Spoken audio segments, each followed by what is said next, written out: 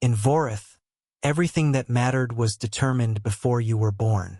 Not your name, not your face, not the particular quality of your laugh or the way you thought about problems or whether you were kind to animals or good at reading people in the specific way that some people are good at reading people. None of that.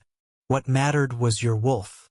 Whether you had one, how strong it ran, what rank it placed you in the hierarchy that organized every aspect of life in the Northern Kingdom, from who ate first at a pack gathering to who had legal recourse when something was done to them without consent.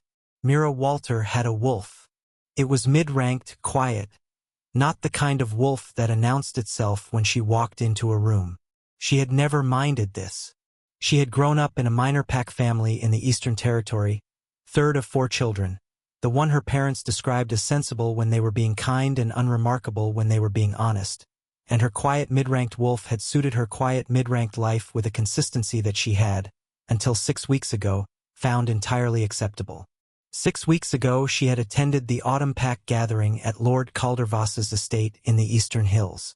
She had not wanted to go. She had told her mother this, clearly and with specific reasons, which her mother had received with the patient attention of a woman who had already decided the outcome of the conversation and was simply waiting for the preliminary objections to finish. The autumn gathering was mandatory for registered pack families of the Eastern Territory. The Walters were a registered pack family.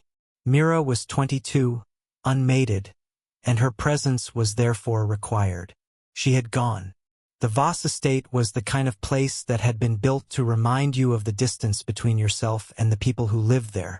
3 stories of dressed stone, the pack banners hanging from the upper windows, the great hall lit with enough candles to suggest that the Voss family had simply decided scarcity did not apply to them. For 100 people moving through it in their autumn finery.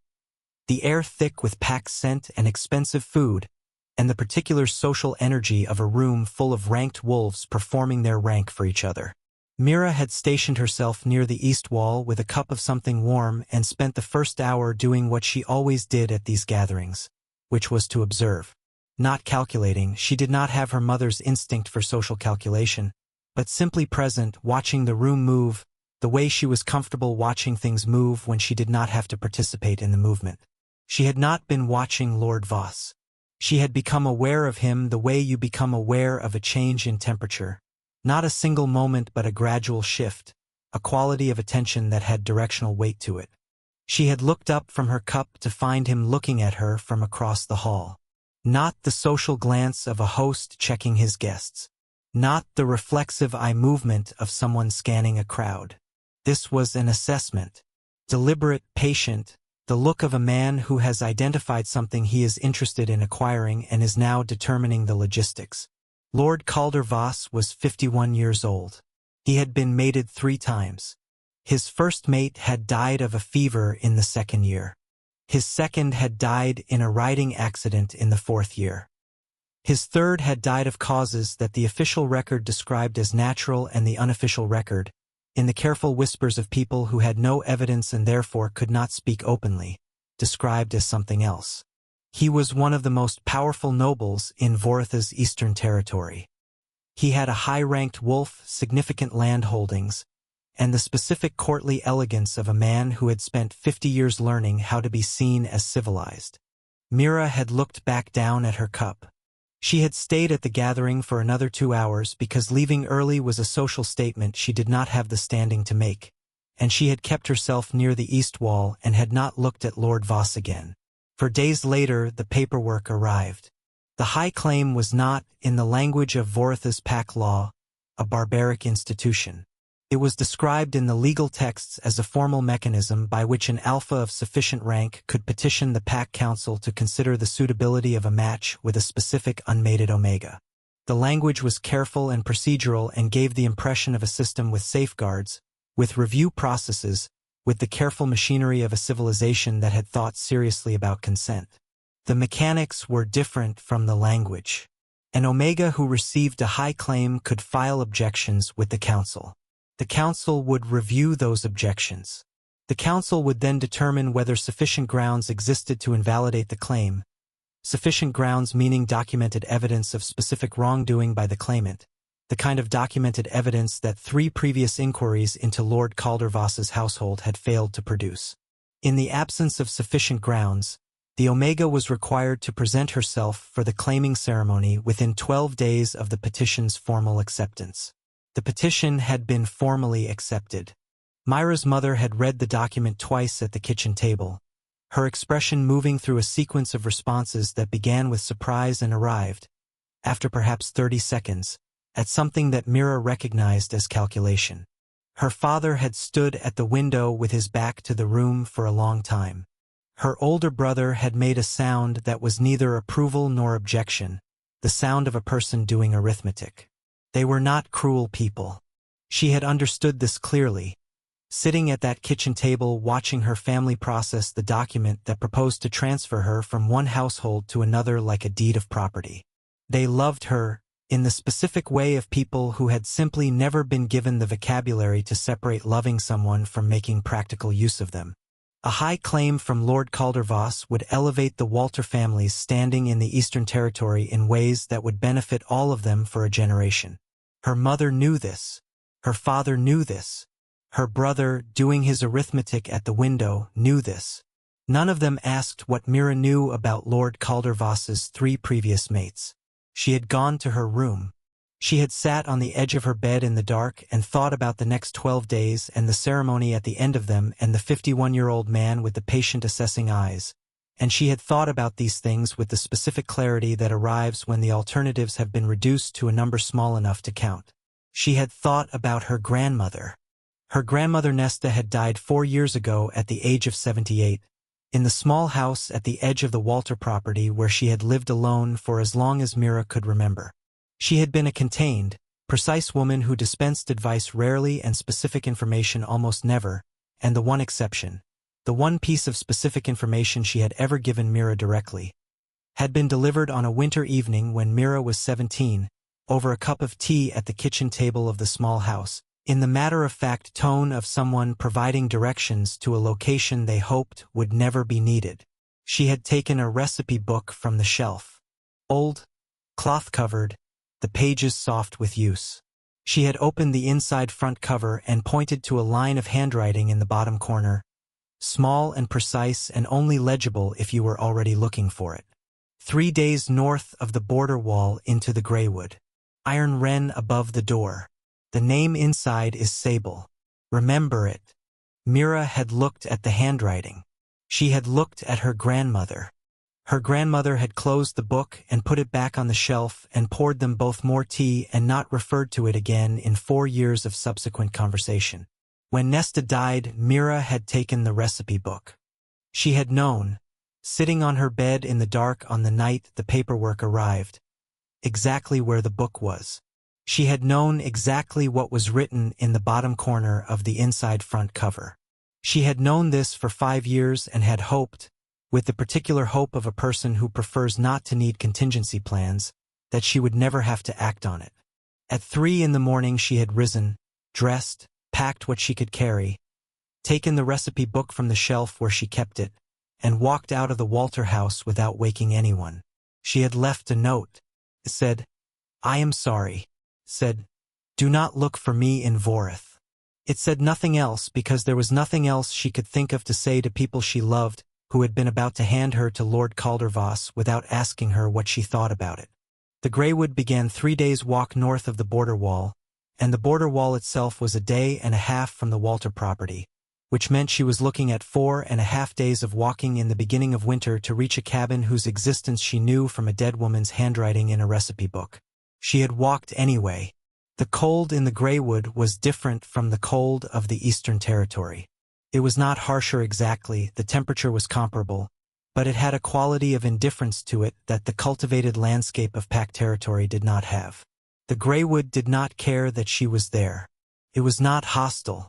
It was simply enormous and continuous and organized according to principles that had nothing to do with wolf rank or pack hierarchy or who had legal claim on whom, and she had found, to her own surprise, that she preferred it.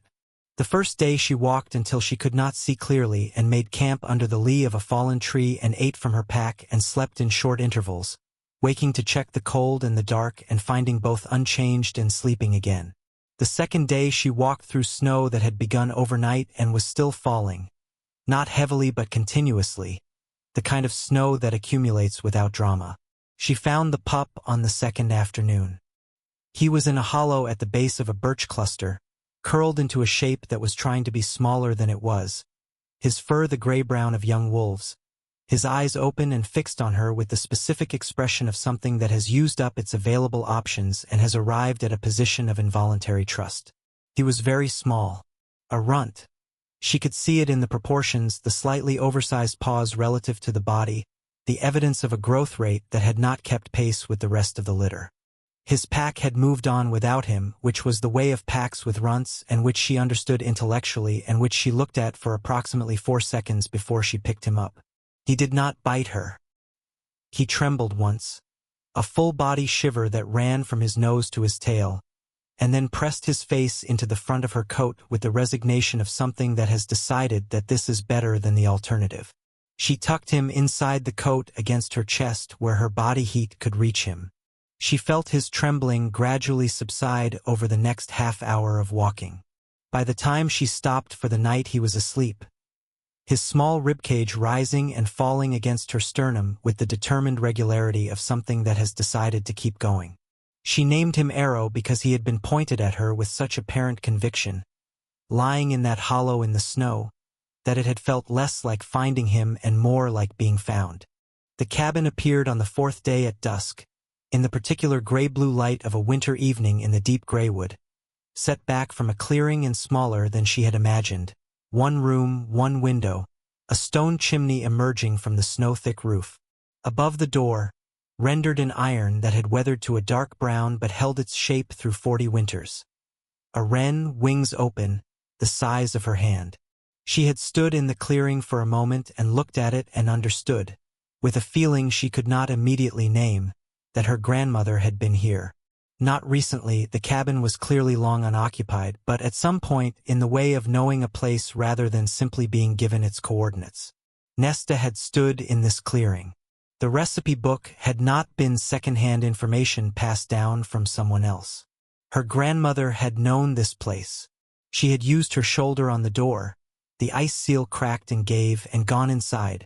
The hearth held wood that was dry despite 40 years waiting, stacked by someone who had known how to prepare a space for a long absence. She had laid the fire with hands that were clumsy from cold and lit it with the flint from her pack and sat back on her heels as it caught. Arrow extracted from her coat and placed beside her where the heat could reach him, and felt the warmth begin its slow work on the room. She had looked at the single window, at the iron wren visible through the doorway above the lintel, at the name scratched in the inside cover of the recipe book, which she had carried for 5 years and which she read now again by firelight. Sable. 8 days until the claiming window closed. 8 days of the fire and the cabin and the graywood outside, and then Lord Caldervoss's paperwork expired and she became, legally, unclaimed. She did not know yet what came after that. She knew what came before it. This room, this fire, Arrow pressed warm and sleeping against her knee. She had allowed herself, for the first time since 3 in the morning 4 days ago, to exhale completely. 6 hours later, someone knocked on the door. There were 2 versions of Bassi Dav, and Vorith knew only one of them. The version Vorith knew was the one that had taken the throne at 22 after his father's sudden death and had not, in 6 years, given the kingdom any reason to doubt the succession. This version of Bassi was decisive and precise and moved through the machinery of governance with the focused efficiency of someone who had been prepared for the role since childhood and had simply been handed it earlier than expected. He stabilized the northeastern border conflict in his first year through a combination of territorial negotiation and the credible implication that the alternative was worse. He reorganized the Pack Council in his second year, removing 3 hereditary seats that had been occupied by the same families for 4 generations and replacing them with merit appointments, which had been deeply unpopular with the families in question and broadly supported by everyone else.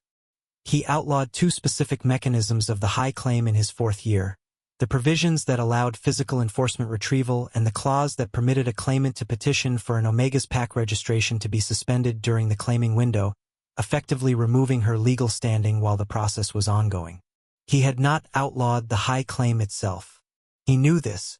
It was the thing he had not yet managed to do, the piece of the machinery he had not yet found the political leverage to dismantle, and it sat in the back of his mind with the specific weight of unfinished work.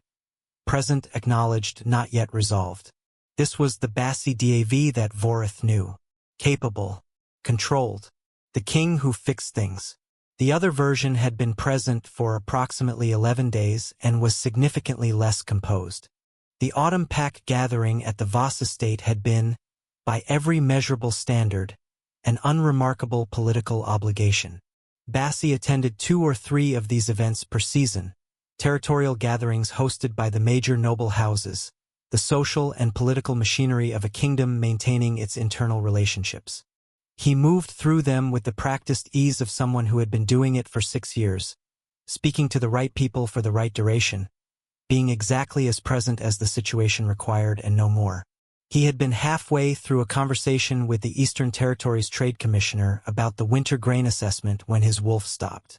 Not slowed, not hesitated.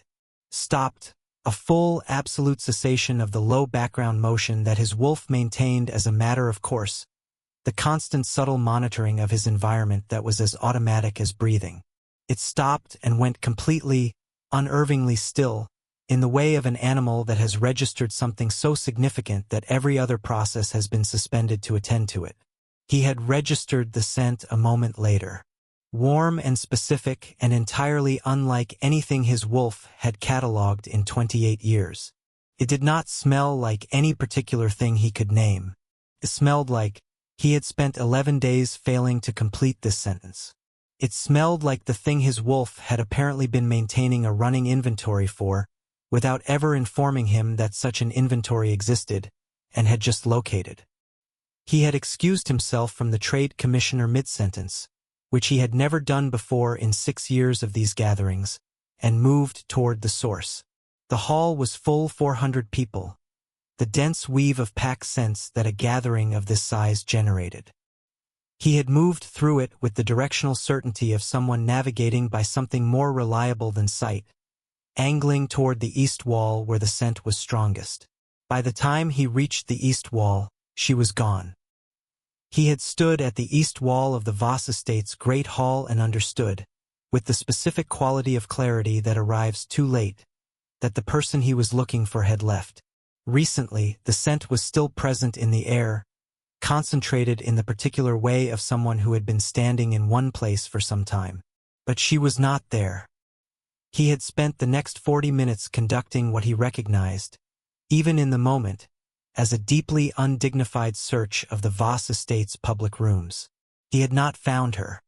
He had returned to the trade commissioner and completed the conversation about grain assessment with the surface precision of someone performing normalcy over a situation he did not have words for, and then he had returned to the capital. The 11 days that followed were the most thoroughly uncharacteristic of his adult life. It was not simply that he could not stop thinking about the scent, though he could not, with a persistence that overrode every other cognitive priority in a way he had no precedent for managing. It was the physical effects.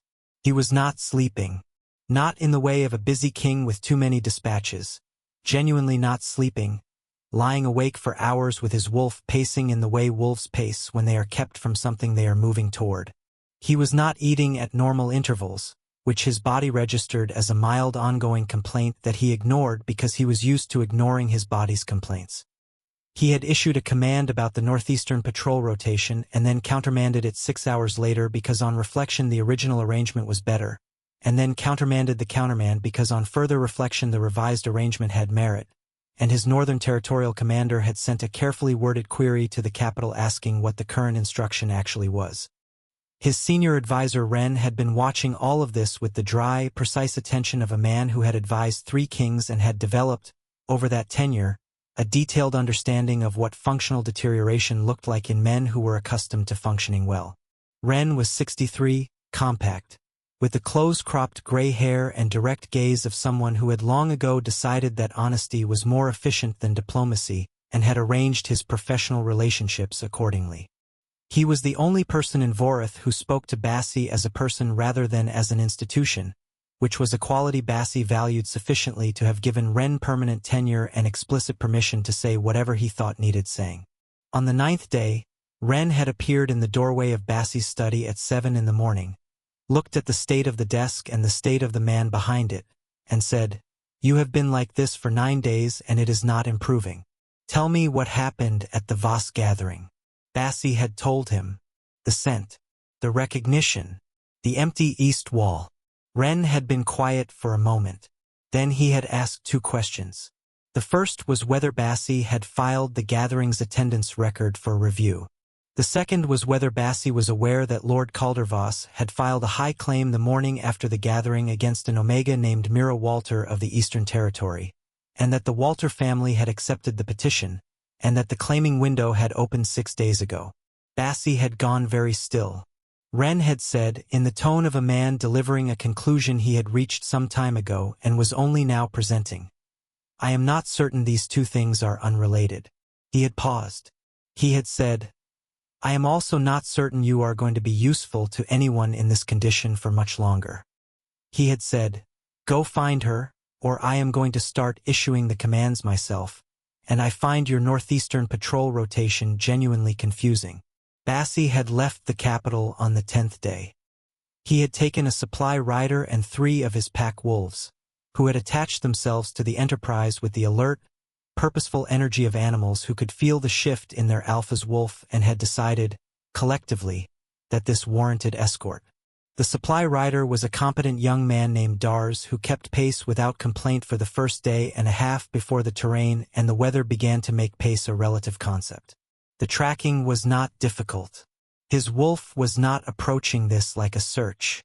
It was approaching it like a return, moving through the graywood with a directional certainty that did not require conscious navigation, following something that registered not as a trail but as a pull, a gradient, the specific sensation of moving toward rather than looking for. He had shifted twice and shifted back because his wolf covered ground faster in wolf form, but the shifts were burning through what remained of his physical reserves, and he needed to be functional when he arrived. The supply rider fell further behind. The wolves flanked him without comment, their paws quiet on the snow, their ears forward with the focused attention of animals on a hunt that has moved past the searching phase and into the closing phase. On the 2nd day in the graywood, the blizzard had arrived. Not heavily at first, then increasingly, the kind of northern winter storm that the graywood generated by combining its own atmospheric conditions with the cold coming down from the high country to the north. He had continued through it without slowing. He was, as he had told Wren, warm enough. His wolf ran very close to the surface now, close enough to provide a physical warmth that the weather could not substantially affect. He was aware of this as information rather than comfort. He was aware of most things at a remove currently, the cold, the distance, the physical state of his body after 11 days of insufficient sleep and food. These were data points. He was attending to the other thing. The scent had been building for an hour when the light appeared. He came through the trees at the edge of a clearing and stopped. A cabin, 1 room, small, snow-covered, smoke rising from the chimney in a thin, steady column that the wind was bending southward. A single window, and in it, the warm yellow of a fire that someone had lit recently enough to still be establishing itself. The scent was here. It was everywhere, in the snow, in the air, concentrated around the cabin in the specific way of a person who had arrived and stopped moving. His wolf went absolutely still, the pacing and the 11 days of restless urgency ceasing all at once, replaced by something that was not calm exactly but was the focused, total quiet of an animal that has found the thing it was looking for and is now very carefully attending to what comes next. He crossed the clearing. The 3 wolves stopped at the treeline, not commanded, simply recognizing, with the instinct of pack animals, that this approach required a different register. He stood at the cabin door. The door was old wood, 40 years old at least, dried out, the hinges probably rusted to a brittleness that would not survive significant force. 1 shoulder. Less, probably. His wolf was very close to the surface and his wolf was strong, and the door was old, and she was on the other side of it and his wolf had been moving toward this for 11 days and the distance was now measurable in inches. He stood at the door for a moment that was longer than it sounds. He thought about the east wall of the Voss estate's great hall, the empty space where she had been standing, the scent of a person who had already left. He thought about the high claim, about the system he had partially dismantled and not yet finished dismantling, about what it meant to be the thing that arrived at a woman's door in the dark, in a blizzard while she was hiding. He raised his hand. He knocked. Not loudly. Not with the flat, authoritative knock of someone who expected the door to open immediately because he was accustomed to doors opening immediately. A single, measured knock, patient, clear, the knock of someone announcing themselves to a person who had the right to decide what happened next. His wolf did not understand this distinction. His wolf was extremely unhappy about this distinction. His wolf had opinions about the structural integrity of the door that it was presenting with considerable force. He waited. The blizzard pressed snow against the back of his neck. The smoke from the chimney bent southward. Inside something moved, a sound too small to identify, a shift in weight on old floorboards. He knocked again. Same cadence. Same patience. He was the Alpha King of Vorith. He was standing shirtless in a blizzard in the deep graywood, having tracked a woman across 4 days of terrain because his wolf had found her scent at a pack gathering and refused to let it go. He was going to wait for as long as it took. The door eventually opened. The knock came again before she had finished processing the first one. Same cadence. Same interval. Not impatient, that was the thing that kept snagging in her assessment of it. The thing that did not fit any of the categories she was running through on her side of the door. Enforcers knocked once, announced their legal authority, and waited exactly long enough for a person to comply before they stopped waiting. Voss's personal staff knocked with the particular rhythm of people who had been trained to project their employer's authority through the quality of their knuckles on wood. Neither of those was this. This was the knock of someone who expected to wait and had made peace with it. Arrow had lifted his head from her lap at the first knock and was now sitting upright against her knee with his ears at the angle she had come to recognize as his version of full attention. She watched him for a moment. He was not afraid. She knew his afraid now, the way his body compacted and his ears went back and his whole small frame communicated a desire to be elsewhere. This was not that. This was alert, focused. His nose working with the concentrated interest of an animal encountering a scent that was registering as significant rather than threatening. She noted this and did not know what to do with it and filed it for later. The fire was behind her. The single window was to her left, the blizzard pressing against it with the steady insistence it had maintained for the past 2 hours, darkening what little visibility the evening had offered. She had no weapon beyond the small knife in her pack and her own judgment, and she had been relying on her own judgment for long enough to have a working relationship with it. She ran the categories again. Not enforcers, they announced. Not Voss, who would have sent multiple people with legal documentation. Not a single person with a patient knock. Not a traveler. There were no travelers in the deep graywood in a blizzard. There was no in 3 days north of the border wall. There was no route that ran through this clearing that a traveler would have reason to use. The Wren cabin was not on any official map she had ever seen. Whoever was outside the door had come here specifically, had known or tracked or followed. She stood up. Arrow came with her, tucked under her arm with his chin on her forearm, his nose still working. She did not open the door. She put her hand flat against it and felt the cold coming through the wood and said, in the voice she used when she needed to sound more certain than she was, "Who are you and what do you want?"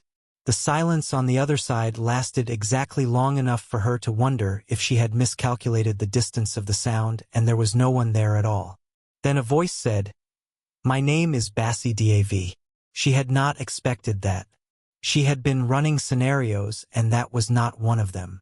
She stood with her hand flat on the cold wood and said nothing because she was recalculating rapidly and recalculation required a moment. The voice continued. It was a deep voice, even through the door, with the particular quality of someone accustomed to being heard without raising it. It said, in the slight pause of a man deciding how to present a credential he is aware is a liability. Alpha King of Vorith. He said this the way you might say a thing that is true about you but not relevant to the current situation, as an afterthought, placed after the name rather than before it, in the tone of a man who understood clearly that announcing himself as the Alpha King of Vorith to a woman who was hiding from the mechanisms of Vorith's authority was not going to open the door for him. Then he said, "I am not here to claim you." Arrow made a small sound against her forearm. Not distress. Something more like recognition, which made no sense given that Arrow had never met anyone and had been inside her coat for the majority of his brief existence. The voice said, "I am here because my wolf has been going out of its mind for 11 days and the scent stopped here." He paused. He said, "I would like to come in from the cold." Mira stood at the door and looked at the wood grain in front of her face and processed this sentence. The Alpha King of Vorith was on her doorstep in a blizzard asking to come in from the cold, in a cabin that was not on any official map, 3 days north of the border wall. Having apparently tracked her scent across 4 days of graywood terrain because his wolf had registered something at a pack gathering 11 days ago and had not, in his own description, been manageable since. The absurdity of it was so complete that it briefly shorted out the fear. She stood there for a moment in which the situation was simply too large and too strange to be frightening, the way that certain things are too large to be real in the moment you are encountering them. Then she thought, with the systematic clarity she had been applying to problems since she was 17. He knocked. He is still knocking. He is not breaking the door down. He is asking. She thought about the 3 previous inquiries into Lord Caldervoss's household that had found nothing. She thought about the high claim paperwork on her family's kitchen table. She thought about the distinction between a man who knocked and a man who did not. She opened the door. The cold came in first, a rush of blizzard air that made the fire gutter behind her and sent a scatter of snow across the threshold. She registered this peripherally because what she was actually registering was him. He was bare-chested. This was the first thing, the most immediately arresting thing, the thing her mind filed and then returned to several times in the next few seconds while the rest of the information assembled itself. Bare-chested in a graywood blizzard, snow caught in his dark hair and across his shoulders, wearing only dark trousers and what appeared to be boots that had been pulled on in haste. He was broad in the way that certain men are broad, not displayed, simply structural, the build of someone for whom physical capability had always been a fact rather than an achievement. Dark eyes that were. She noted this with the specific attention she gave to things that were important, not entirely his own. His wolf was close to the surface. She could see it in the quality of the gaze, the particular focus of an animal that has been moving toward something for a very long time and has finally stopped moving. Behind him, at the edge of the clearing, 3 wolves. Large, dark-furred, arranged with the loose formation of animals who were not performing escort so much as simply understanding that this was where they were. They were watching her. Not with aggression, with the same alert, assessing attention that Arrow was directing at them from under her arm.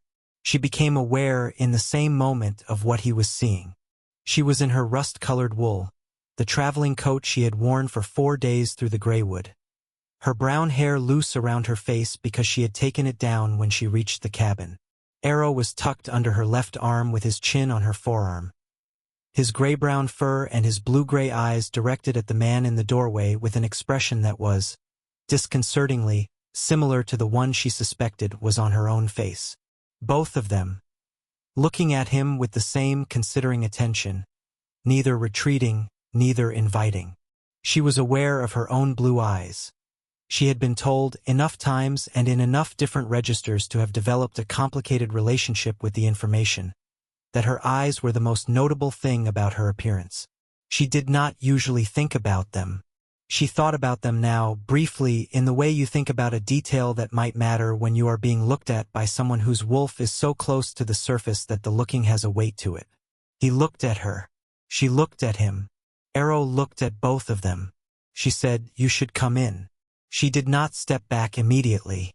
She gave him the door and let him make the decision of how to enter it, whether to move past her quickly or slowly, whether to manage the space between them as though it were a negotiation or simply to enter a room.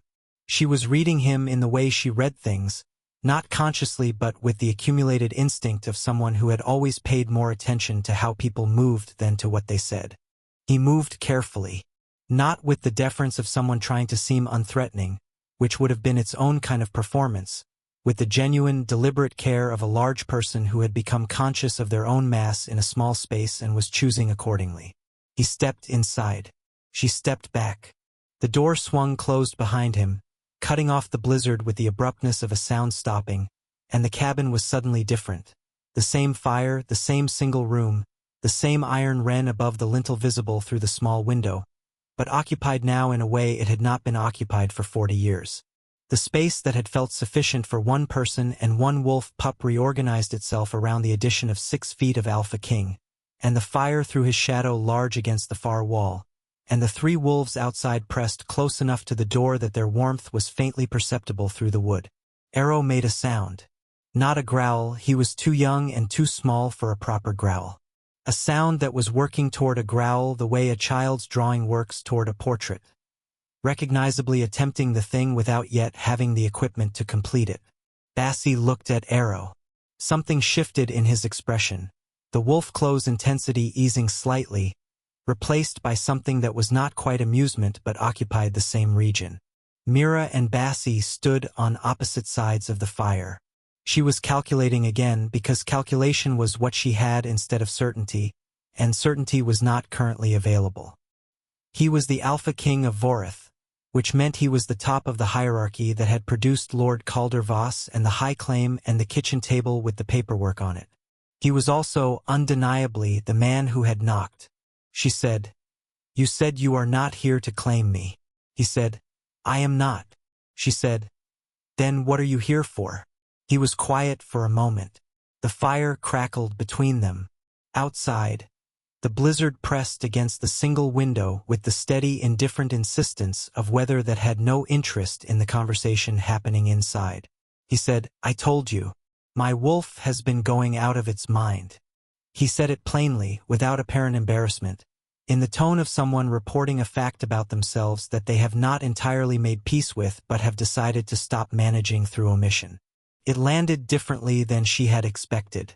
She had been prepared for authority, for the language of entitlement, for the register of a man who was accustomed to arriving somewhere and having that arrival constitute sufficient justification for whatever he did next. She had not been prepared for plain. She looked at him across the fire. He looked back at her. Arrow settled under her arm with the specific quality of a creature that has assessed a situation and found it less immediately dangerous than anticipated, and put his chin back on her forearm and waited. The story began quietly in the space between them. She moved first because standing on opposite sides of the fire indefinitely was not a plan, and she had always preferred a plan. She crossed to her pack, which she had left against the far wall, and took out the spare blanket she had brought. Wool thick, the one she had debated leaving behind because of the weight and had ultimately kept because she was sensible about cold. She set it on the floor on her side of the fire, sat down on it with her back against the wall, and arranged Arrow in her lap. Then she looked at Bassie and said, "Sit down. You are making the room feel smaller than it is." He sat. Not where she had gestured, on the other side of the fire, which was where she had intended, but he sat, which was the operative thing, folding himself down against the opposite wall with the unself-conscious ease of a large person who had learned early that the floor was always available. He sat with his forearms on his knees and his dark eyes on the fire and said nothing, which she found, after a moment, easier than she had expected. Arrow watched him from her lap with the focused interest he brought to everything new. She said, "I have terms." He looked at her. He said, "I expected you would." She laid them out in the order she had assembled them while he was sitting down, which was the order of their importance to her survival rather than their social weight. He did not claim her. Not here, not anywhere, not under any formulation of pack law or personal authority. He did not contact his pack or his advisors or anyone in Vorith while he was in this cabin. He did not tell anyone she was here. And when the blizzard broke, he left. She said all of this in the flat, precise register she used when she needed to be understood without ambiguity, and she watched his face while she said it. He said yes to all of it. The ease of it stopped her. She had been braced for negotiation, for the counterterms, for the provision that something would be agreed only conditionally, for the specific language of a powerful person finding the places in an agreement where their power could be preserved. She had spent 6 weeks dealing with a legal system that could agree to things in language while dismantling them in mechanism, and she had, without realizing it, been waiting for the mechanism. There was no mechanism. He looked at her and said yes to all of it as though she had asked him for reasonable things in a reasonable situation and he was a reasonable person, and the simplicity of it unsettled her in a way that 3 hours of blizzard and an alpha king at her door had not. She said, "You agreed to that very quickly." He said, "They are reasonable terms. You are hiding from a high claim in a derelict cabin in the Greywood in a blizzard. The least I can do is not make it worse." She looked at him for a moment. She said, "You could have broken down the door." He said, "Yes." She waited. He said, "The door was not what I came here to break." The fire moved between them.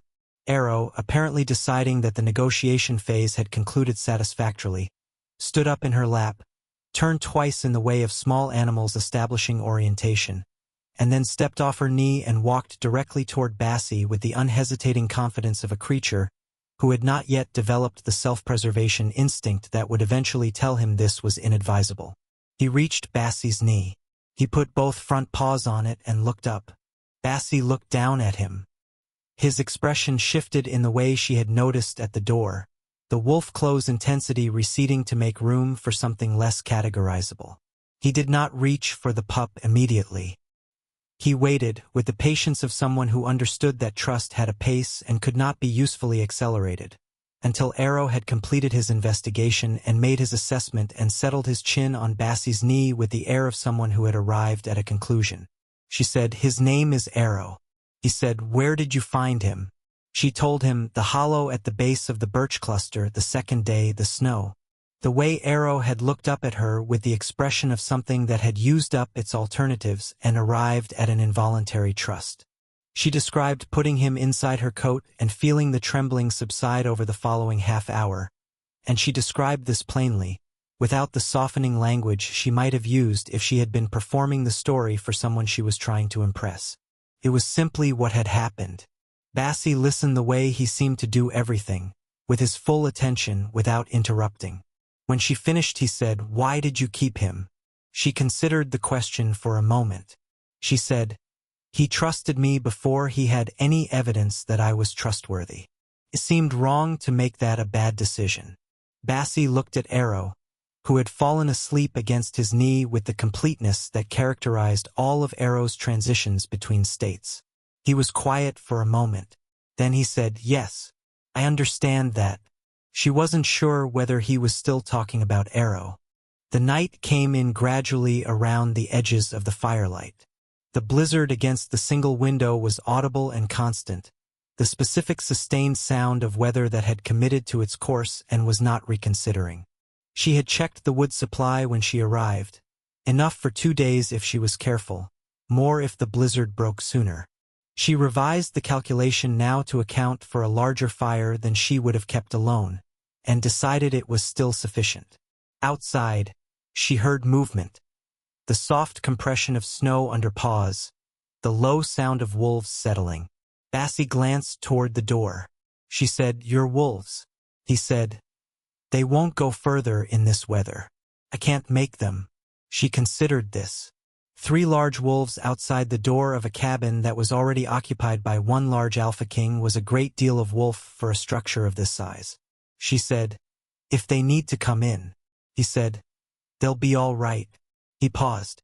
He looked at her with the particular attention she was beginning to identify as him actually looking, rather than looking in the social sense. He said, "Thank you for offering." She did not say that she had offered because it was practical rather than generous. It seemed like a distinction that did not need to be made tonight. The hours settled. She had a book in her pack. She had brought 2 and had been reading the same paragraph of the first one repeatedly since arriving, which was how she knew she was more frightened than she had been letting herself acknowledge. She took it out now and found her page and read it, actually read it this time, the words reaching her in the normal way they did when her mind was not occupied entirely with survival calculations.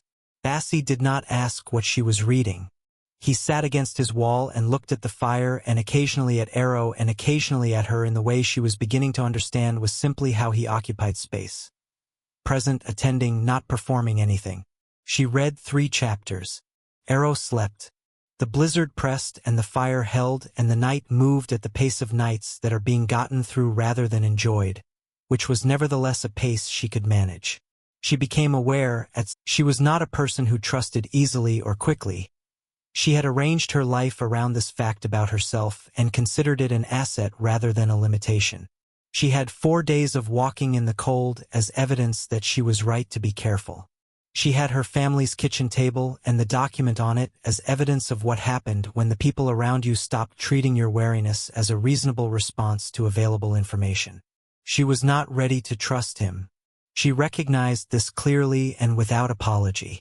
She was also, she noticed, no longer afraid of him.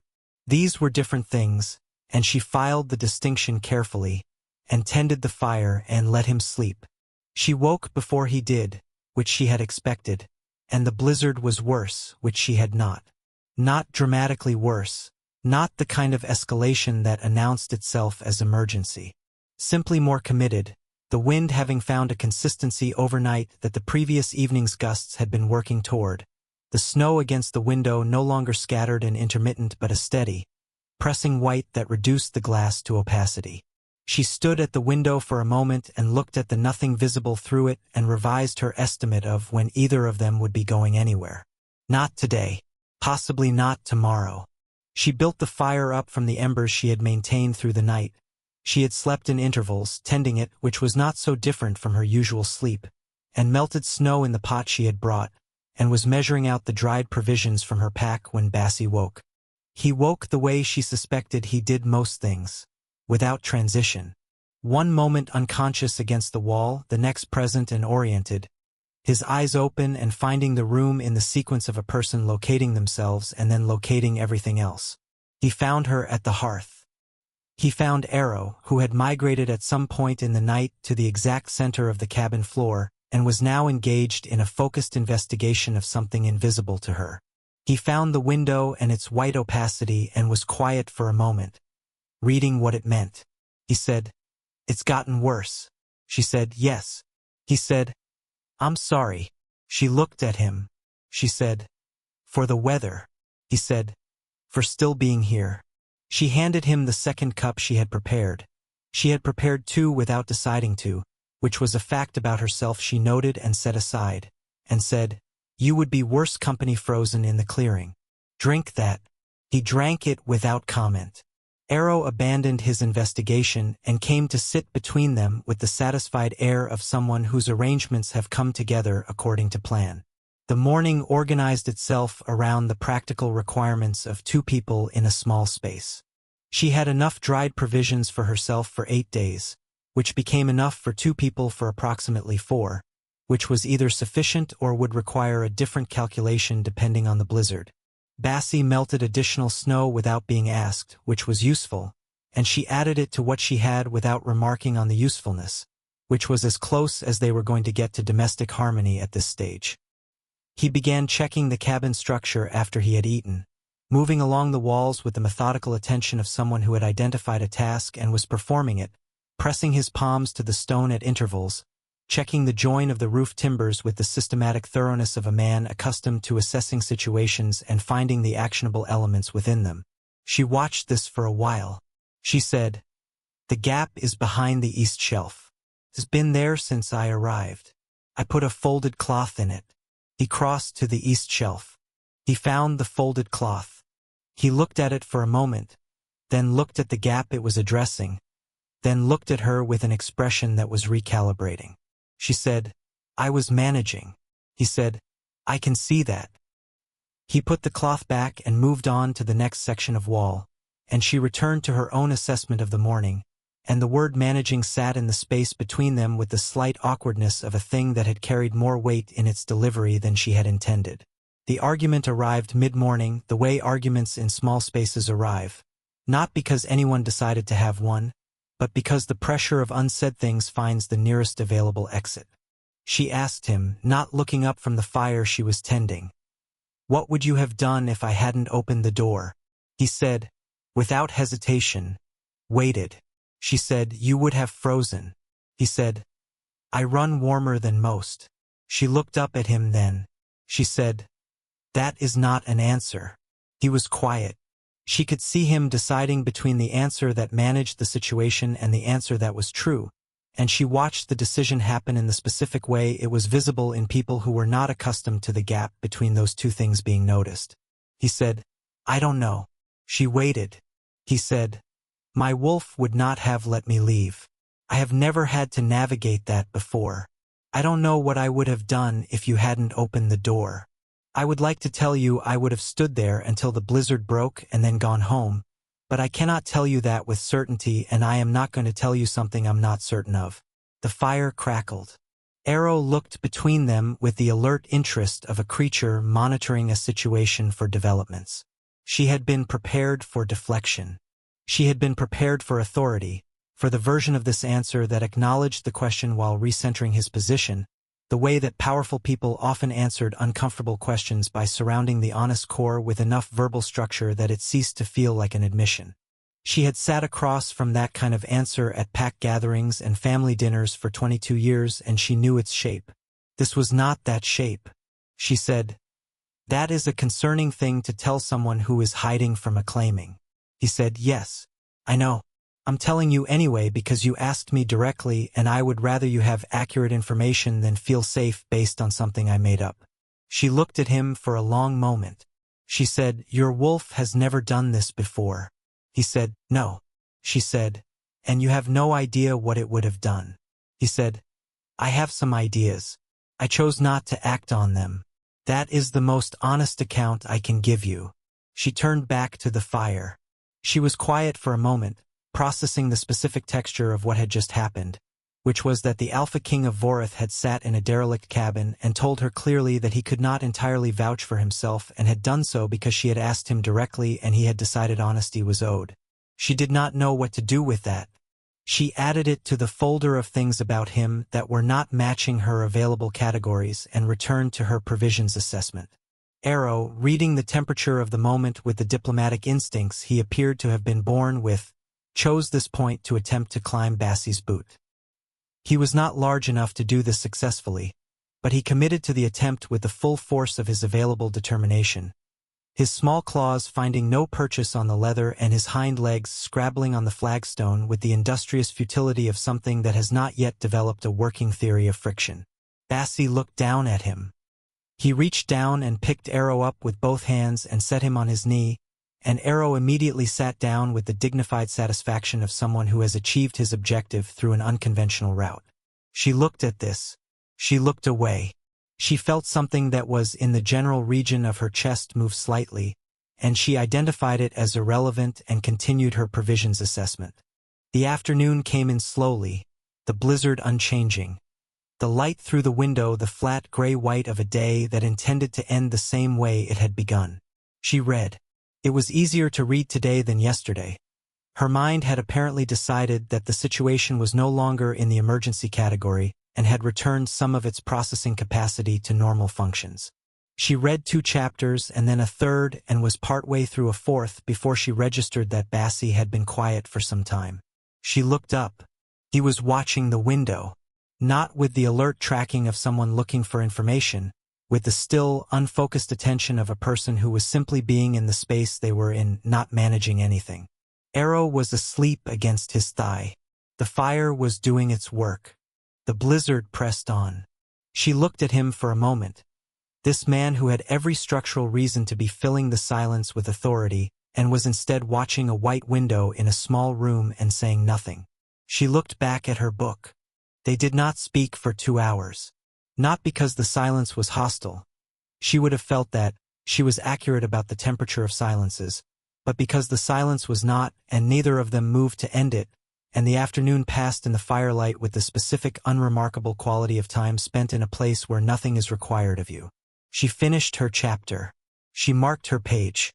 She set the book down and looked at the fire and was aware, with the precision she applied to things that were going to matter, that the 2 hours that had just passed were not nothing. She could not yet name what they were instead. She did not try. She took out her water cup and drank from it and added wood to the fire, and Arrow woke up and yawned enormously, and the blizzard continued, and the day ended the way it had begun. Both of them in the same room, neither of them going anywhere, the thing between them accumulating quietly in the way that things accumulate when you stop trying to prevent them. The dark came early, as it did in the gray wood in winter, the gray afternoon light simply ceasing rather than transitioning, the window going from white opacity to black opacity without the intermediate stage that longer days allowed. She lit the second candle she had brought. It was a small economy, but she was tracking her supplies with the attention of someone who understood that comfort now had a cost later, and the fire was sufficient for warmth and nearly sufficient for light, and the candle was for the margin between nearly and actually.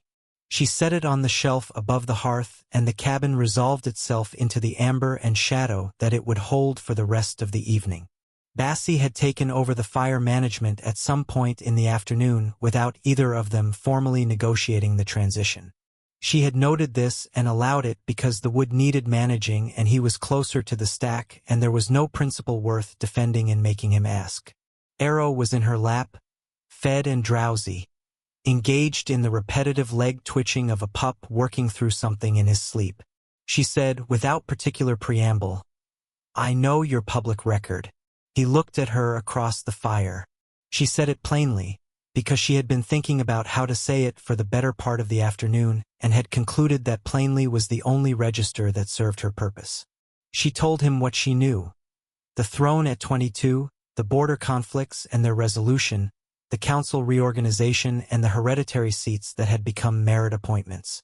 The 2 high claim provisions he had outlawed in his 4th year, the physical enforcement retrieval clause and the suspension of pack registration during the claiming window. She knew these things because she had spent 6 weeks with the high claim paperwork in her peripheral vision and had, in that time, read everything she could find about the legal structure she was inside and the people who administered it. She said, "All of that is true. I am not disputing any of it." She paused. She said, "You are also the Alpha King, which means you are the top of the hierarchy that produced Lord Calder-Voss and produced the high claim and produced the system I am sitting in a derelict cabin in a blizzard to avoid. Those 2 things are both true simultaneously, and I think you should know that I am holding them simultaneously and not resolving one into the other for the sake of simplicity." She watched him receive this. He did not become defensive. She had been braced for defense, for the reasonable man response, the itemization of his record as evidence that the category she was placing him in was unfair, the particular form of argument that uses genuine accomplishment as a counter to structural critique. She had sat across from that argument in various forms for 22 years, and she knew its moves. He said, "You are not wrong about any of that." He said it in the same plain register she had used, looking at the fire rather than at her, in the tone of a man stating a fact he has already made peace with rather than arriving at a new one. He said, "The system that allowed Voss to file a claim on you exists because I have not finished dismantling it." He paused. He said, "That is not an excuse. I want to be clear about that. It is an explanation of a failure, and I am not offering it as mitigation." The fire moved. Arrow's leg twitched.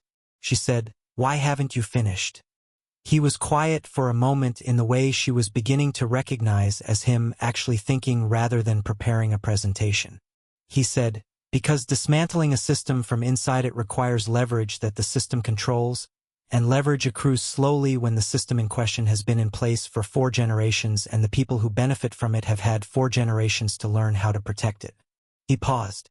He said, "My father believed hierarchy was the natural order. Not cruelly, he was not a cruel man.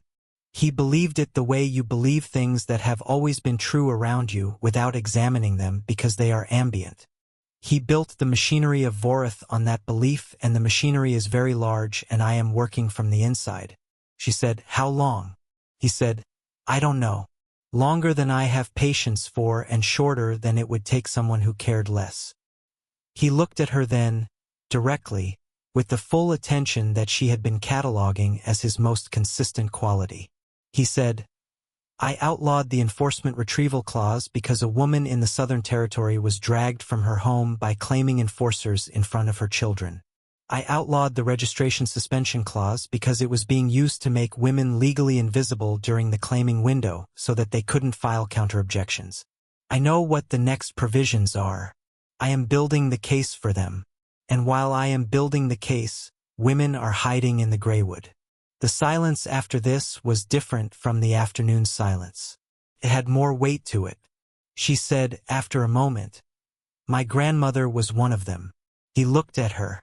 She told him carefully at first, in the abbreviated version she had been carrying for 5 years, the recipe book, the address, the winter evening when she was 17. The woman named Sable, whose name was scratched in the inside cover. The handwriting that was only legible if you were already looking for it.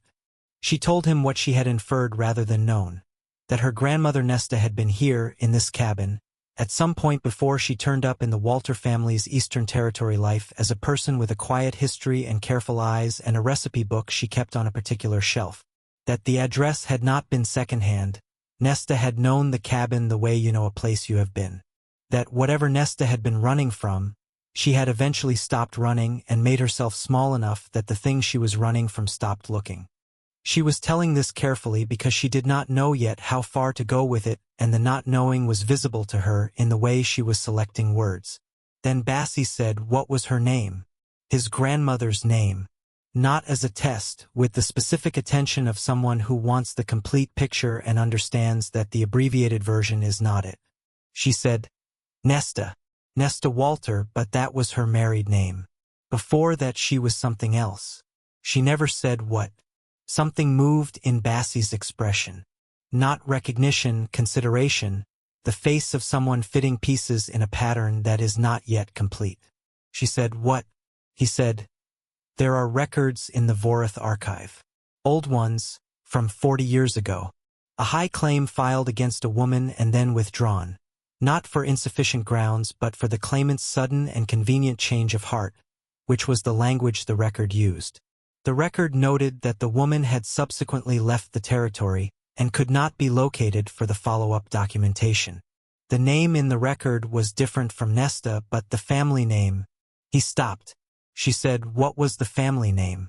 He said, "Wren." She looked at him across the fire. The candle on the shelf above the hearth had burned perhaps a third of its length. Outside, the blizzard continued its even, committed sound. She said, "Her name was Sable. The name scratched in the book." He said, "Yes." She sat with this for a moment. Her grandmother had not simply passed through the Wren cabin. Her grandmother had built it or known the woman who did, or... She looked at the iron wren above the door, visible in the candlelight, or been her. Had been Sable Wren before she was Nesta Walter. Had run and hidden and survived and rebuilt, and had told one person at 17 the one piece of information that she had spent the rest of her life protecting. She said quietly, "She never told me." Bassie said, "She told you enough." She looked at him. He was watching her with the full attention, the complete quality of presence that she had been filing as his most consistent and most disarming quality, and there was nothing in his face that was managing the situation or calculating its implications. He was simply there, attending, in the way of someone who has decided that the person across the fire deserves to be fully witnessed rather than partially processed. She was not ready for that. She looked back at the fire. She said, "You came here to find me and you did not know any of this." He said, "No." She said, "And now you do." He said, "Yes." She said, "Does it change anything?" He was quiet for a moment. He said, "It clarifies some things. It does not change what I told you at the door." He paused.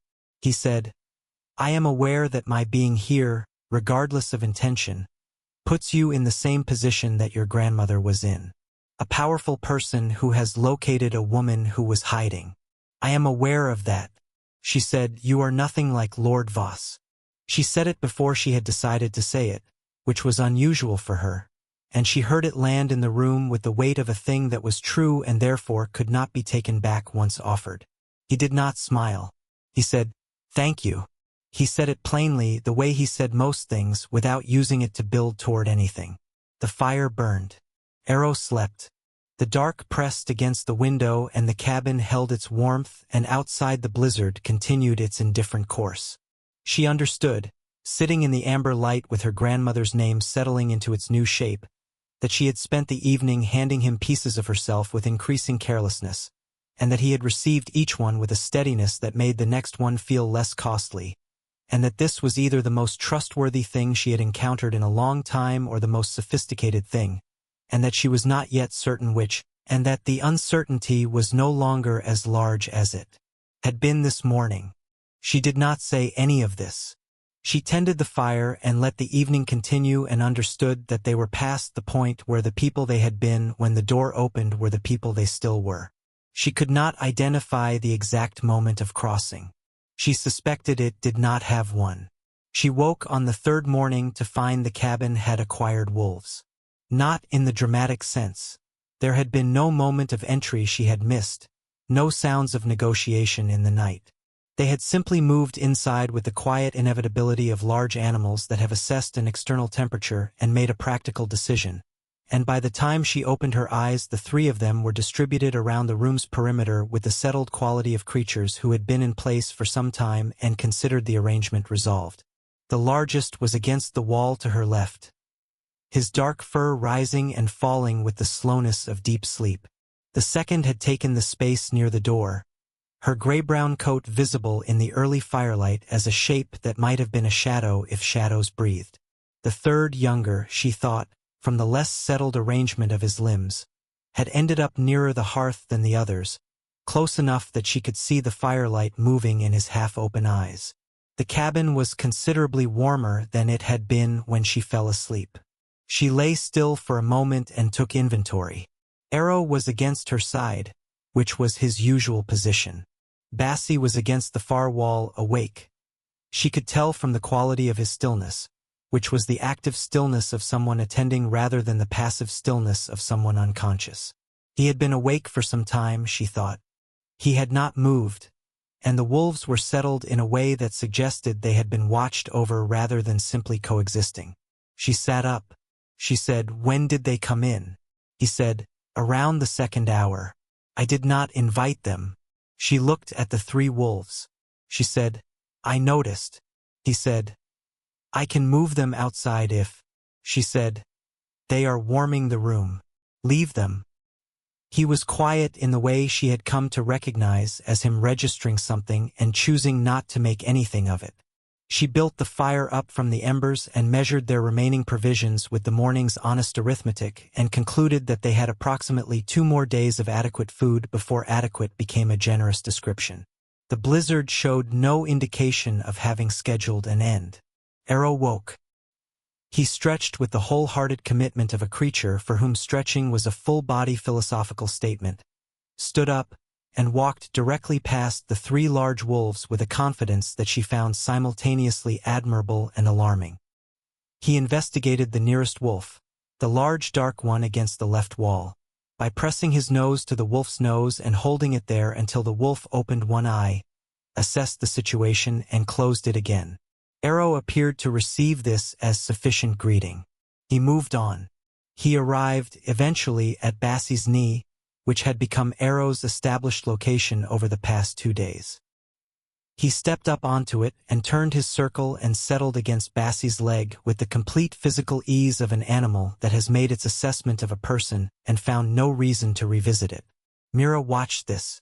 She had been watching it since the first night, the incremental shift in Arrow's behavior toward Bassie, from the alert neutrality of initial encounter through the considering interest of the second day and into whatever this was, which was comfort in its simplest form. Arrow slept against people he trusted. He had slept against her since the first hour in the coat. He was sleeping against Bassie's leg on the 3rd morning with the boneless weight of complete relaxation. She did not comment on it. She thought about it for the rest of the morning. The wolves woke gradually, with the unhurried ease of animals that had no obligations and were aware of it. Bassie moved among them with the specific, unperformed ease of a man in his own element. Not the king element, not the governing and managing element, but something older and simpler than that. The pack dynamic was visible in the way the three wolves oriented to him, not with the sharp attention of commanded animals but with the loose, continuous awareness of a pack tracking its alpha as a matter of course. He checked the younger one's paw.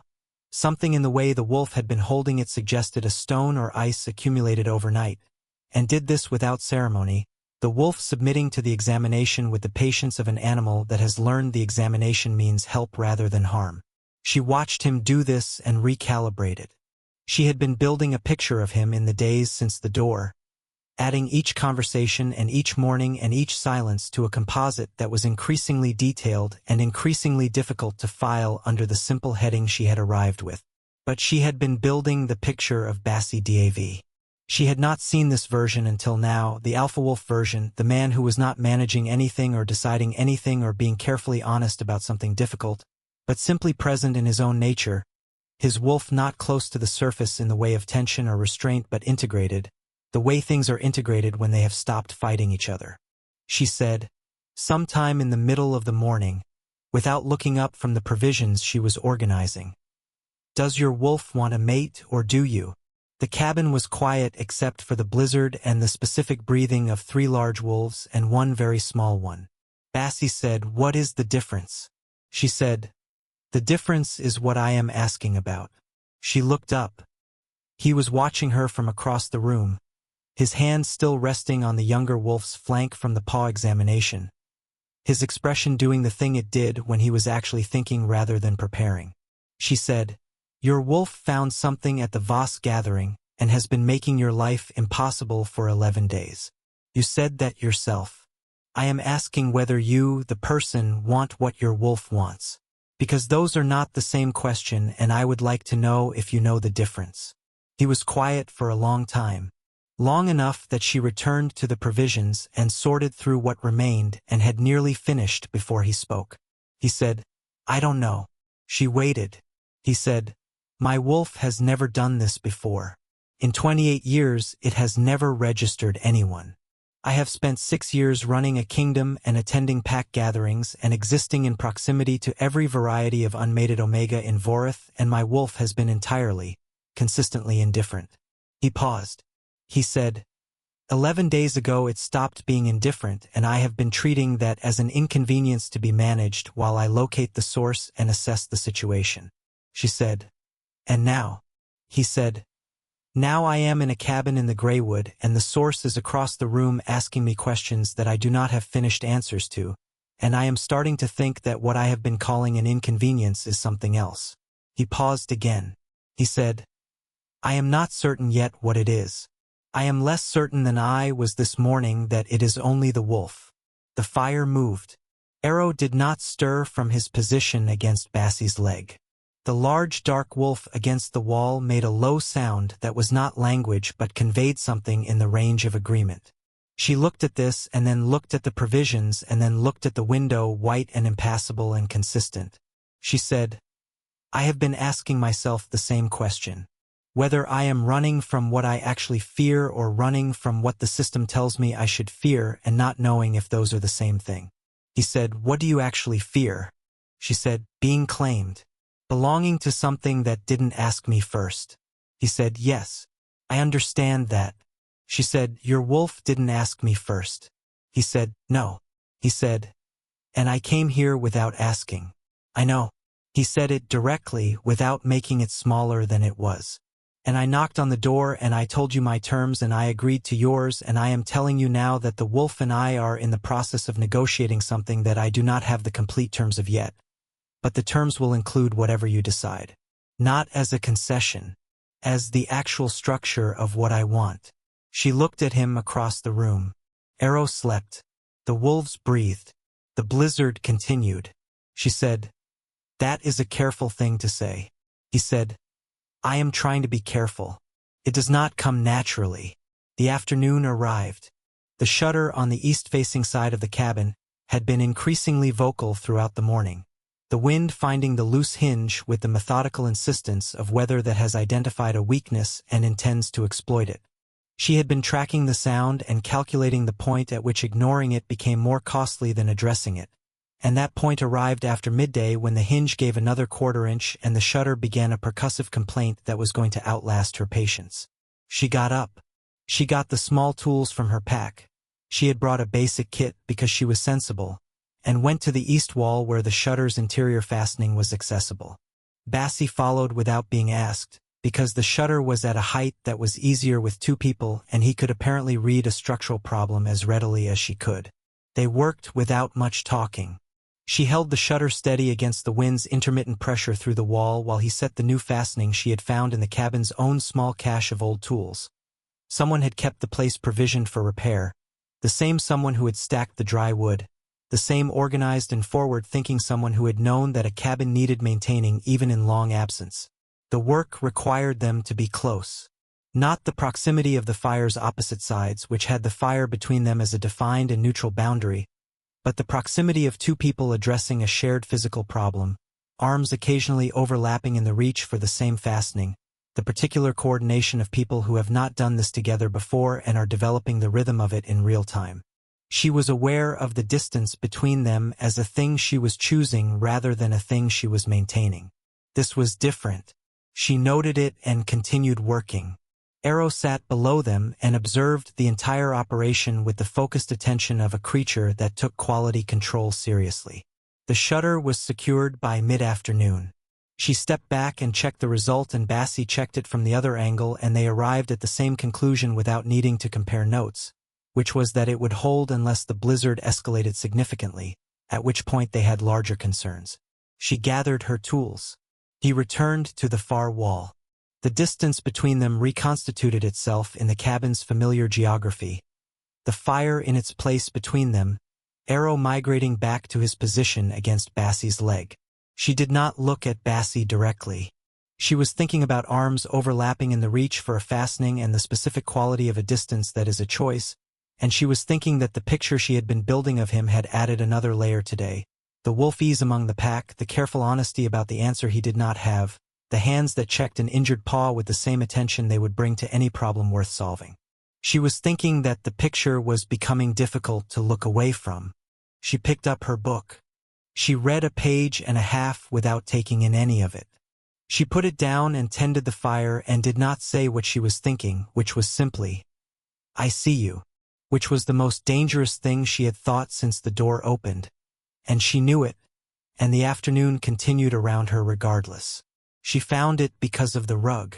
The rug had been bothering her since the first day, not its presence, which made practical sense in a stone-floored cabin in a northern winter, but its position, which was 6 inches further from the hearth than it should have been if its purpose was to provide warmth underfoot in the area where a person would most want warmth underfoot. She had noticed this on arrival and had not addressed it because she had been occupied with the fire and the cold and the wolf pup and the imminent question of survival, and then she had been occupied with Bassie, and then the rug had continued to sit 6 inches too far from the hearth without sufficiently justifying itself. On the third afternoon, while Bassie was outside with the wolves, they had gone out together after the midday meal, the pack needing movement even in blizzard conditions and Bassie going with them with the naturalness of someone for whom this was simply what you did. She moved the rug. The floorboard beneath was loose. Not from age or settling, loose with the specific, deliberate looseness of a board that had been made to move, its edges cut cleanly rather than worn, the kind of workmanship that was invisible when you were not looking for it and unmistakable when you were. She found the edge with her fingernail. She lifted it. The compartment beneath was perhaps 2 feet square and 8 inches deep, lined with oilcloth that had kept its integrity through 40 years of graywood winters. Inside it, a packet wrapped in the same oilcloth and tied with waxed cord, the wrapping so carefully done that it had the quality of something prepared to last rather than something set aside temporarily. The weight of it when she lifted it out was the weight of papers, a substantial quantity of papers, organized with intention. She sat on the floor. She looked at the packet for a moment. Then she untied the cord and opened it. The papers were in 3 distinct sections, held together within the oilcloth by individual ties that someone had color-coded: red cord, plain cord, and a blue ribbon that had kept its color better than the other 2. She laid them out on the floor in front of her and looked at what she had found. The section with the plain cord was a journal. Small, cloth-covered, the writing inside dense and precise. The handwriting of a person who had things to record and did not waste space doing it. She read the name on the first page. Sable Wren. Below it, a date 41 years old. The section with the red cord was legal documents. Formal pack council paperwork, the kind with official seals and the particular formal language of Voritha's administrative record. She could see from the top sheet that it was a claim document. She set it aside and opened the journal first because she needed to understand what she was reading before she read it. Sable Wren's journal began in the month before the high claim and ran through the 17 days between the claim's filing and her disappearance. The writing was not dramatic. It had the quality of someone recording events clearly because clarity was more useful than feeling, and the events it recorded were these. Lord Aldrich Kane of the Northern Territory had filed a high claim against Sable Wren, Omega, registered in the Eastern Pack records. The claim was not, Sable wrote on the second page, what it appeared to be. She knew this because she had an advantage Lord Kane had not anticipated, which was that she knew what she was. Mira read this twice. She turned the page. The Wren blood gift, Sable wrote, was not common knowledge and had not been common knowledge for 3 generations, because 3 generations ago the noble houses of Vorith had collectively determined that it was inconvenient knowledge and had taken the steps available to them to make it inconvenient in practice as well as in understanding. The gift itself was documented in Voritha's oldest medical texts. She listed 3 by title, with the page numbers where the relevant passages could be found, as the ability to stabilize a fractured pack bond. Not metaphorically, biochemically, territorially, in the real and physical sense that a pack bond was a real and physical thing. A carrier of the Wren blood gift, in proximity to a fracturing pack bond, could halt the fracture and reverse the damage along the affected bond lines. It was the rarest documented ability in the pack record. It was also, Sable had written in the plain handwriting of someone stating an unpleasant fact, precisely why Lord Aldrich Kane had filed the high claim. Mira stopped reading. She sat with this for a moment. She looked at the journal page and then at the fire and then at the journal page again. She opened the legal documents, the red cord section. They were what she had expected and worse. Not just the claiming paperwork but the correspondence behind it.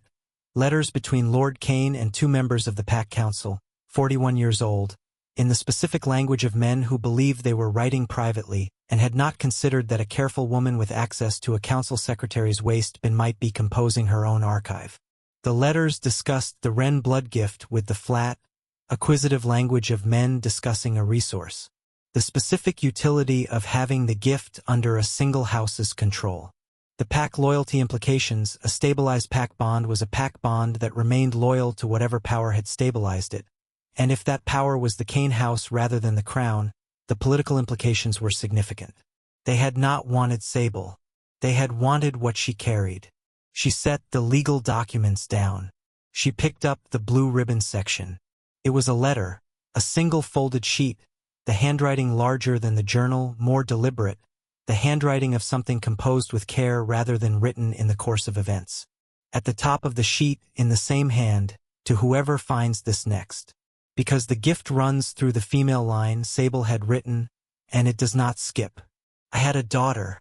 I could not take her with me when I disappeared, and I could not stay.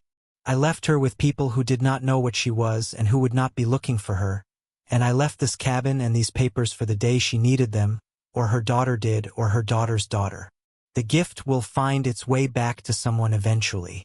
It always has. I am sorry I could not be there for the finding. There is a second thing you need to know, the letter continued. The reason the noble houses suppressed the knowledge of the gift is not only political. It is because in the year before I ran, I discovered the 3rd medical text, the one that is not in any archive they control, and what it describes changes the picture considerably. The gift is not simply stabilizing. It is diagnostic. A carrier in proximity to a fracturing bond does not only halt the fracture. She feels it, she understands its structure, and if she chooses, she can address its cause rather than simply its symptoms. This has never been done in any recorded case because the carriers who knew what they had were either claimed before they could act or running before they could be claimed. But the capacity is there. The text documents it. Voritha's pack bond has been fracturing since my grandmother's time. I believe it will continue to fracture. I believe that whoever reads this letter may find a kingdom that is further along in that fracture than I left it, and I believe they will need to know what they carry and what it means before they decide what to do with it. What you decide is yours. I cannot tell you what to choose. I can only tell you what you are, and tell you that I am sorry the knowing comes like this, in a cold cabin alone, without anyone who should have told you long ago. The letter ended. Below the text, a signature, Sable. And below that, in different ink, the handwriting of someone who had returned to the page after a long time. She will come. She always does. I should have told her myself. I was afraid and I ran out of time. Tell her I love her. Tell her I am proud of whatever she decides. Mira sat on the cabin floor for a long time. Arrow had come to sit against her knee at some point during the reading, silently, with the instinct of an animal that understood when proximity was needed without understanding why. She put her hand on him without looking at him and felt his warmth against her palm and looked at the papers spread on the floor in front of her and understood, piece by piece, what she was holding. She was not simply a woman who had run from a high claim. She had a grandmother named Sable who had built this cabin or prepared it and stocked it and left papers in a waterproof compartment for the daughter she had to leave behind. She carried something in her blood that 3 generations of noble houses had found threatening enough to suppress from the historical record.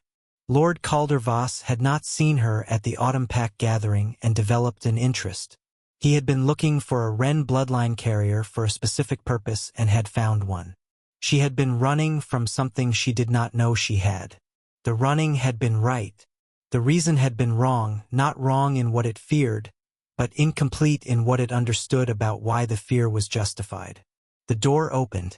Bassie came back inside, snow on his shoulders, the cold arriving with him in the brief gust that the closing door cut off. He stopped. She did not look up immediately. She heard him read the room the way he read most things, quickly and without announcement, and then she heard the specific quality of a person becoming very still. She looked up. He looked at her face. He looked at the papers on the floor. He crossed the room without speaking and sat down on the floor across from her, outside the spread of the documents, with the particular quality of presence she had come to know as him deciding that this was a moment that required staying rather than asking. He did not ask what she had found. He did not reach for the papers. He sat and he waited and he looked at her with the full attention he gave to things that mattered, and the fire was between them and Arrow was against her knee and the blizzard was outside and she had her grandmother's letter in her hands. She told him everything. She started with the compartment and went through it in order, the journal, the legal documents, the letter, because order was what she had when feeling was too large to lead with, and she told him what each contained in the plain, organized way she had of presenting information when the information was important enough to deserve precision rather than performance. She told him about the blood gift. She told him about Sable's daughter and her daughter and the line that had run quiet through 2 generations of women who did not know what they carried. She told him about Lord Kane and the Pack Council letters and the language that had discussed her grandmother like a resource with a useful capacity. She told him what the 3rd medical text said, the part about the fracturing bond, the part about what a carrier could do if she chose. When she finished, the fire had burned lower and Arrow had fallen asleep against her knee and Bassie was very still in the way that was not absence but its opposite. He said, "You did not know any of this." She said, "No." He said, "And Voss," she said, "has been looking for a Wren carrier for long enough to know what I am before I did." He was quiet for a moment. He said, "I am sorry." She said, "For which part?" He said, "All of it. The claim. The system that made the claim possible. The 3 generations of suppression that meant you walked into a graywood blizzard without knowing what you were carrying." He paused. He said, "And for the fact that what I am about to tell you is going to make this more complicated, and I need to tell you anyway." She looked at him. She said, "Tell me." He said, "Voritha's pack bond is fracturing." The fire moved. Outside, the blizzard continued its patient, indifferent work. She looked at him across the papers and the floor and the distance that was no longer simply distance, and understood that the cabin had just become a different kind of place. Not a hiding place, not a way station, a room in which two people had just found the two halves of the same problem, and were looking at each other, and had not yet decided what to do about it. She picked up her grandmother's letter. She read the last line again. Tell her I am proud of whatever she decides. She folded it carefully.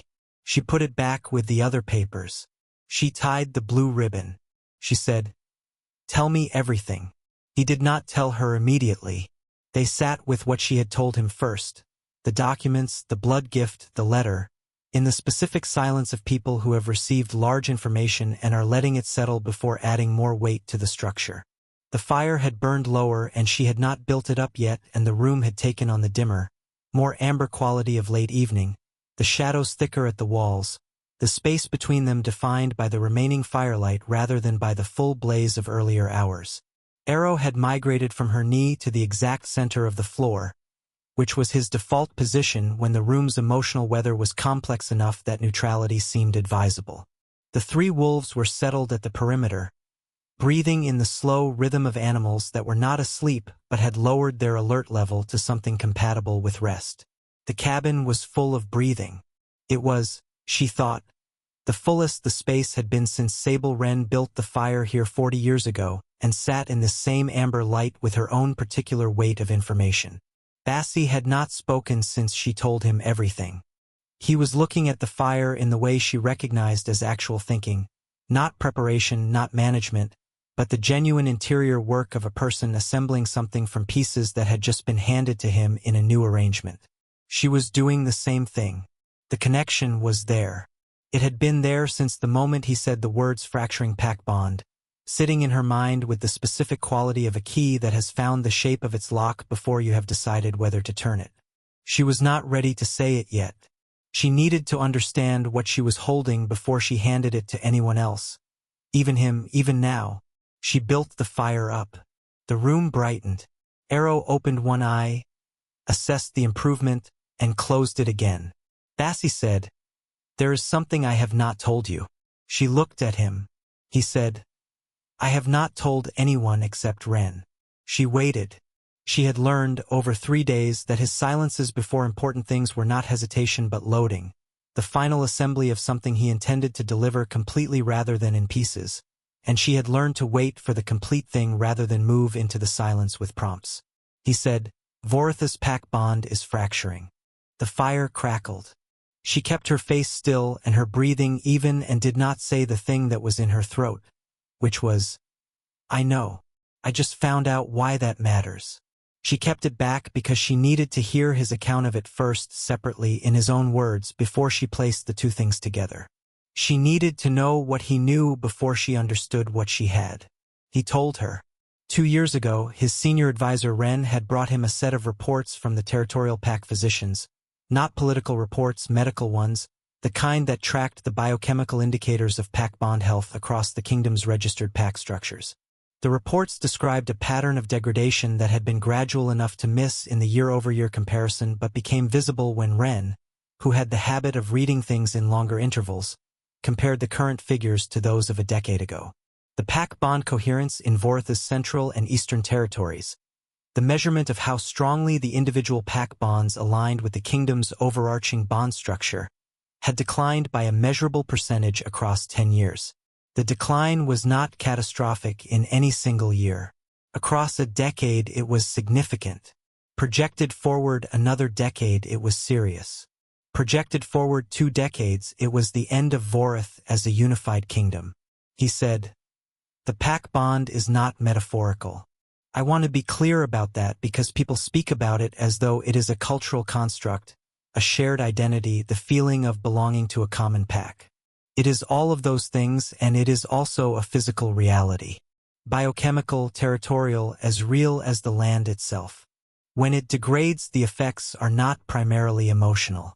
They are social, then political, then eventually physical. Pack structures begin to orient toward local allegiances rather than the crown bond. Territorial conflicts that the kingdom bond would normally suppress become possible, and the political divisions that follow are of the kind that do not resolve themselves without significant violence. She said, "How long?" He said, 18 months before it becomes visible to the noble houses. He said, Wren's assessment is that once it is visible, the fracture accelerates. The noble houses will begin reinforcing their local bonds at the expense of the crown bond as a protective measure, which will worsen the central fracture, which will drive more reinforcement. The spiral is not theoretical. It is documented in 3 historical cases of failing pack kingdoms. None of them recovered once the spiral began. She said, "Why haven't you told the council?" He said, "Because telling the council that the pack bond is fracturing would begin the spiral before the 18 months have elapsed. Information of that kind does not stay with the council. It reaches the noble houses within days, and the noble houses respond to existential threat the way they respond to every other threat, which is to secure their own position first." He paused. He said, "I have spent 2 years looking for a solution that could be implemented before disclosure became necessary. I have not found one." She said, "What have you tried?" He listed them in the same organized way she had laid out Sable's documents. Ordered, complete, without editorializing. Political initiatives to reduce the pack trauma inputs, the ones he had identified as the long-term causes. The high claim reforms, the ongoing council work, the legal changes he was building the case for. These addressed the source of the damage but not the existing damage itself. A degraded pack bond did not repair itself simply because the cause of degradation was removed, any more than a structural crack in stone repaired itself once you stopped applying the pressure that created it. Medical interventions. He had consulted 3 pack physicians privately, under the constraint of confidentiality, and received 3 variations of the same assessment, which was that documented treatments for pack bond fracture at the kingdom scale did not exist in any current medical text. He said this. He said the words current medical text, and she heard them land and kept her face still and her breathing even and did not say, "I know what the old ones say." He said, "Wren found a reference in the archive 2 months ago. Old documentation, pre-current scholarship, a reference to an ability that the more recent texts had not included. He was not able to locate the primary source. The reference was in a secondary document that cited the primary without reproducing its content. He has been looking for the primary source for 2 months.